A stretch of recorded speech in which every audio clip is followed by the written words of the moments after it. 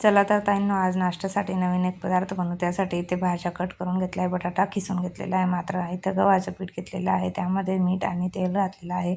पाणी घालून चपात्यांचं पीठ मळून घेतलेलं आहे, झाकून ठेवलेलं आहे. इथे बेसन पीठ घेतलेलं आहे आणि ओवा घातलेला आहे, मीठ घातलेलं आहे, अद्रक लसूणची पेस्ट घातलेली आहे, शिमला मिरची, टोमॅटो, कांदा बारीक चिरलेला, कोबी घातलेला आहे, किसलेला बटाटा घातलेला आहे, वरून बारीक चिरलेली कोथिंबीर घातलेली आहे, थोडीशी हळद घातली होती. व्यवस्थित बॅटर थोडंसं पाणी घालून मळून घ्यायचं आहे. कणिक मुरलेली आहे. आता कणिकेचा गोळा घ्यायचा आणि पातळसर अशी चपाती आपल्याला लाटून घ्यायची आहे. तेल लावलेलं आहे, मी पीठ लावायचं नाही आहे. अशी गोल चपाती छोटीशी लाटून घ्यायची आहे. तव्यावरती तूप घालायचं आहे. चपाती एकाच बाजूने भाजून घ्यायची, परत दुसरी बाजू पलटवून गॅस कमी करून द्यायचा. वरून आपण तयार केलेलं बॅटर घालायचं.